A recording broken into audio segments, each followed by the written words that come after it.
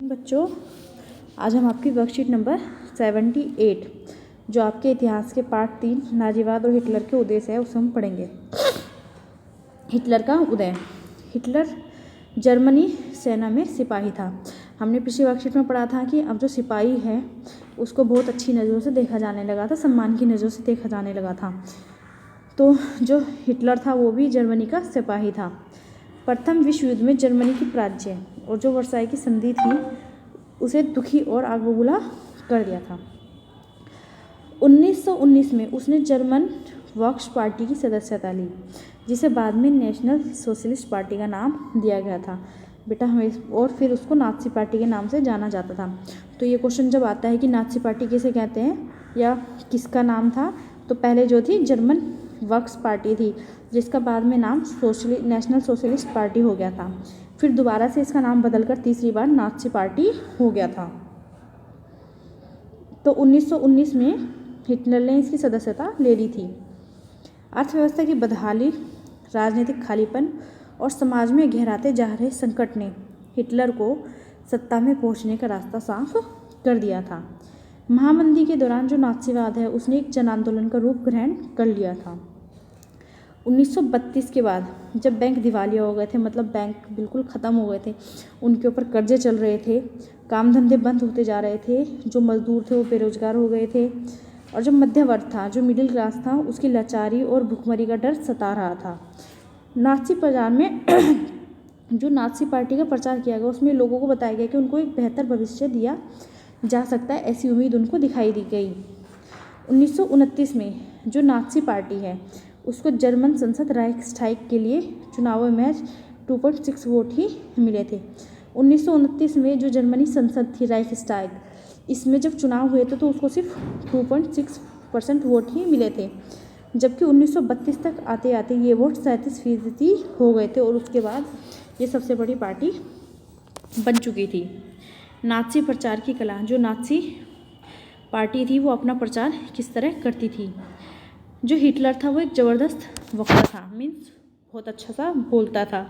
उसके जोशीले भाषणों में एक शक्तिशाली राष्ट्र की स्थापना, वर्साई संधि में जो उन पर नाइंसाफ़ी हुई है उसका बदला लेना, और जो जर्मनी समाज की प्रतिष्ठा खो गई है उसको वापस दिलाने के लिए बेरोजगार को रोजगार और नौजवानों को एक सुरक्षित भविष्य का आश्वासन देता था।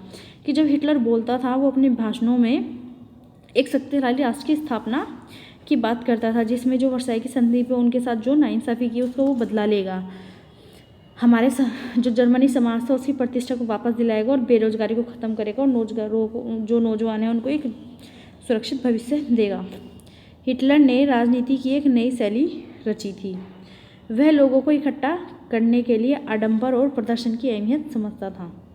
लोगों को समर्थन दर्शाने और परस्पर एकता का भाव पैदा करने के लिए जो नाज़ी हैं उन्होंने बड़ी बड़ी रैलियाँ करी, जनसभाएं आयोजित की, जिसमें क्या था, उनका झंडा जो था लाल झंडा, उस पर स्वास्तिक बना होता था, नाज़ी सलूट होते थे, और भाषणों के बाद एक खास अंदाज में तालियां और की गड़गड़ाहट होती थी। ये सब उसके प्रदर्शन का एक हिस्सा था, शक्ति प्रदर्शन का। नाज़ियों ने अपने धुआंधार प्रचार के जरिए हिटलर को एक मसीहा, एक रक्षक और एक अवतारी के रूप में पेश कर दिया था। यह छवि उस समाज को बहुत अच्छी लगती थी जिसकी प्रतिष्ठा और गर्व जो है वर्साई की संधि से टूट चुका था।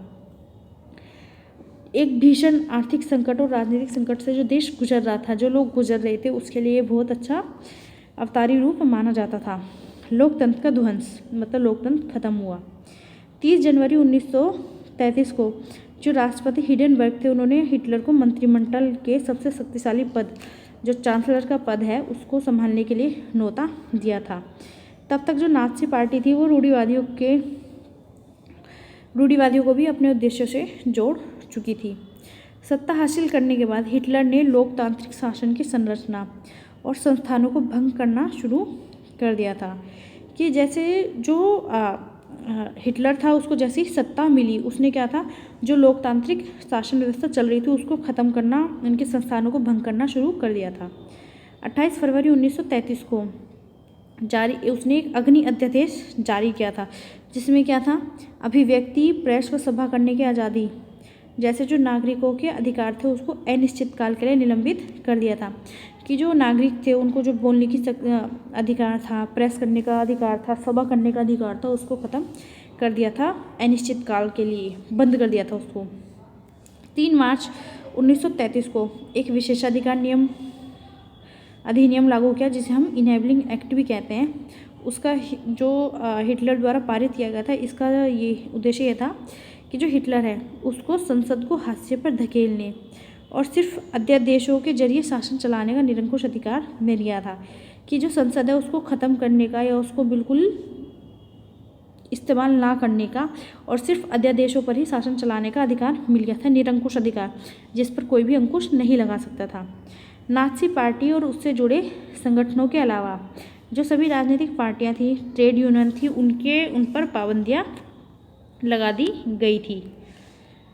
अर्थव्यवस्था, मीडिया, सेना, जो न्यायपालिका थी, उस पर राज्य का पूरा नियंत्रण स्थापित हो गया था। प्रश्न 1 पर आ जाते हैं। हिटलर के उदय कौन से कारण थे?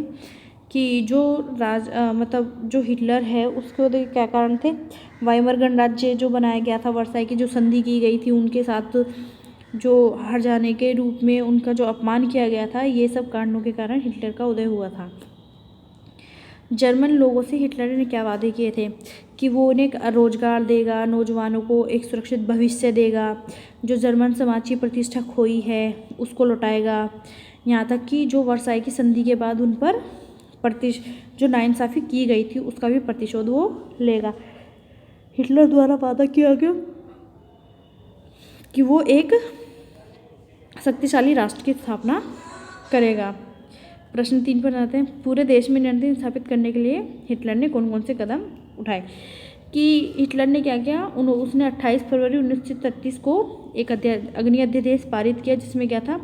नागरिकों के जो अभिव्यक्ति, प्रेस और सभा करने की जो आज़ादी थी उनसे वो छीन ली गई और उस पर पाबंदी लगा दी गई थी। फिर 3 मार्च 1933 को उसने अनेबलिंग एक्ट, विशेषाधिकार अधिनियम पारित करा, जिससे क्या किया? उसने सभी केवल अध्यादेशों के द्वारा ही अपना जो शासन है उसको चलाने का निरंकुश अधिकार हाथ में ले लिया था। सभी जो नाज़ी पार्टी के अलावा और उससे जुड़े जो संगठन थे उनके अलावा जो भी राजनीतिक पार्टियां थी या ट्रेड यूनियन थी, सब पर उसने पाबंदी लगा दी थी।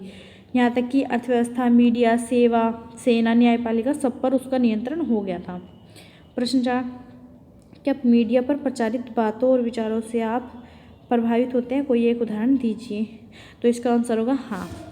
हम जो भी टीवी में देखते हैं या मीडिया द्वारा हमें जो भी बातें बताई जाती हैं, हम उन पर विश्वास कर लेते हैं। जिसका एक उदाहरण है कोरोना जो कोविड के जो केसेस हैं, जो कोरोना के बारे में जानकारी है जो हमें मीडिया से प्राप्त होती है, उनसे मिलती है, हम उस पर विश्वास कर लेते हैं। तो बेटे आपकी वर्कशीट थी, सब बच्चे इसको कर लें।